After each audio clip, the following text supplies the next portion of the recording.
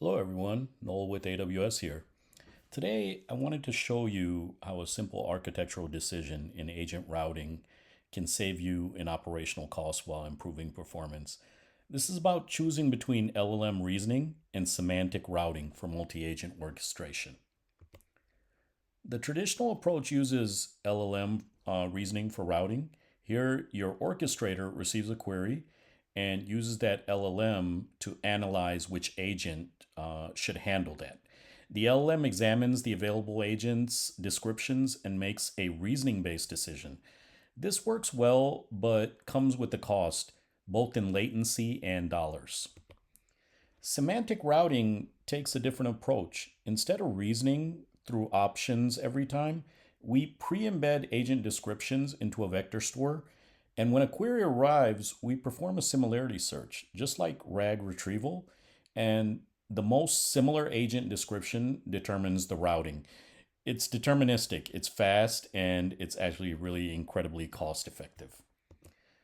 Let's jump into our demo and view both approaches in action with real performance metrics. Okay, I'm in my integrated development environment and I've implemented both routing strategies using LangGraph, though you can use any agentic framework that you'd like. So first, a quick note. AWS recently added vector database capabilities directly into the S3 bucket. I should have mentioned that during my presentation. But it's a hidden gem for semantic search scenarios because it's much more cost effective than the dedicated vector databases. And I've already set up my S3 vector bucket with an index as well. So I'm just doing some imports here of LangGraph. Here you see my vector bucket defined along with its index that's defined inside of it. I'm defining my LLM. I'm using Bedrock, the Bedrock service to serve the LLM, and I'm using the Anthropic Claude Haiku model here. And I'm defining the agent state. This is a requirement for LangGraph. This actually essentially maintains the state as you transition between nodes in LangGraph. And nodes are the components of LangGraph that actually perform the work, and the edges are what ties the nodes together. Okay, so let's go ahead and run that cell. So I defined a set of tools. These are just general Python functions, right? So they're somewhat hard coded. If I, for example, take this function here, the analyze weather, actually I should just say analyze weather, and just pass it a city of any arbitrary city, right? Chicago. It's designed to do a random uh, um, query where it returns back a result. So it's saying the conditions fog, severity is moderate, and affected routes is Miami, Atlanta, Houston, Dallas. So some of this is hard coded, but again, it's for simulation purposes. And so it's a total of 5 tools that I have defined for a supply chain based scenario. Now, what I did is I associated these tools with agents, and I took the description of the agents and I actually turned them into embeddings and stored the embeddings into our S3 vector bucket. Now, the actual tool IDs are the metadata that's stored within those embeddings as well. So when a query comes in, you'll match the description, but it will return what we're really querying for is the metadata that matches that description. Okay, so we're just showing our agent registry here. From here, I'm defining my Bedrock embeddings model. I'm using the Amazon Titan embeddings model. And you see, I'm defining my retriever as the Amazon S3 vector bucket. I'm sending it my bucket name and index name, followed by the embedding model and the region. And let's go ahead and run that, and I'm connected. So now let's just do a normal search against our S3 vector bucket to see how the results come back. So I'm passing it a query of hurricane approaching Miami airport. So again, you see the results down here, but I'll further display it. What's happening is it's doing a similarity search within the description.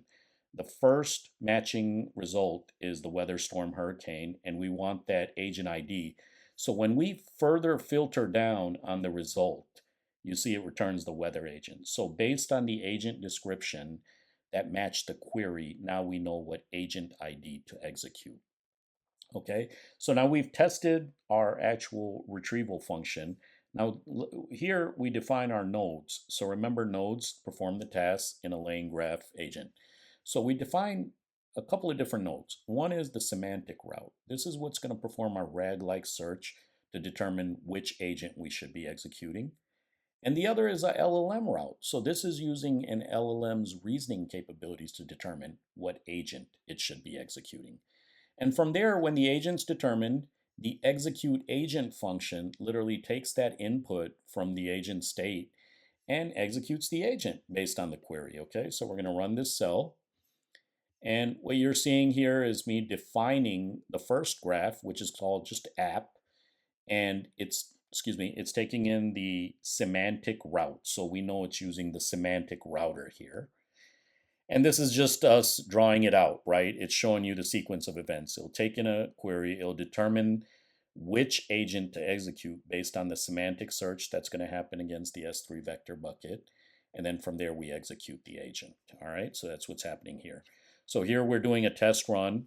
We're just querying the actual LangGraph graph, and we're saying hurricane approaching Miami airport.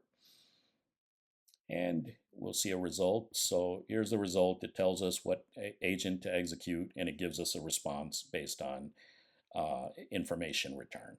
Okay. Now, from here, we're defining our graph using the LLM reasoning engine agent. So now the LLM is actually reading the descriptions of the actual tool agents available to us and determining which agent to route that query to, right? And that's what this graph is doing. So this graph is called LLM underscore app. And it's pretty much, you see this same sequence of events. But now what we've done is I've taken 5 queries in a batch, and I'm going to route these queries to both of those LangGraph graphs sequentially. So first we're going to go against our semantic router, and then we're going to go against our LLM reasoning graph and determine which one performs better. And sometimes these results can vary. Just note that S3 is not designed, the S3 vector search is not designed to be a high performance search, but it's very cost effective. But now think about what's happening here is you're deciding between 5 different queries and 5 different agents. So if you look at the response time per each query, the semantic router beat out the LLM reasoning each try. And in some tries, almost a 2x difference, right? Now, what's also important, these queries are pretty well written, but what happens when your customer submits that ambiguous query and it goes through this looping stage with the LLM reasoning engine? Just know that that ambiguous query, it won't go through the looping if you're using semantic routing because it's doing similarity search, all right? So here we see that on average, the speed up semantic is almost 1.3 times faster. So then here's a query by query comparison and the overall average, right? So semantic router beat the performance of the LLM reasoning engine, okay?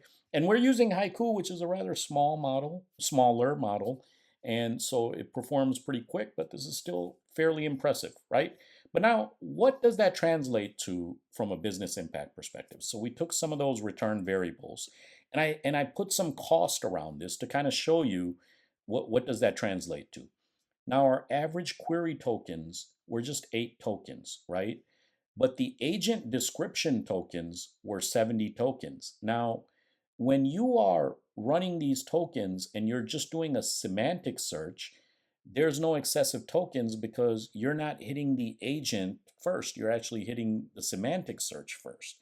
Whereas when you use the LLM reasoning based approach, there's going to be more tokens generated because the LLM is reasoning through its process and determining which is the best agent to call. So you notice the significant cost doing reasoning versus semantic routing. So now, what does that result in at scale, right? So again, these are some arbitrary numbers, but at 10,000 queries per day, you see that the semantic cost could be far less than the LLM reasoning cost. And same at 100,000 queries per day to a million queries per day. So even just at 100 queries per day, you're still saving, you know, quite a bit of money over the course of a year. So keep that in mind. And again, my scenarios were rather simple. But when you're calling APIs on the back end or agents that are calling other models that are reasoning through tasks, the latency is quite significant. So semantic routing does help quite a bit. Okay, so I hope you enjoyed this short demo and happy coding and catch you next time.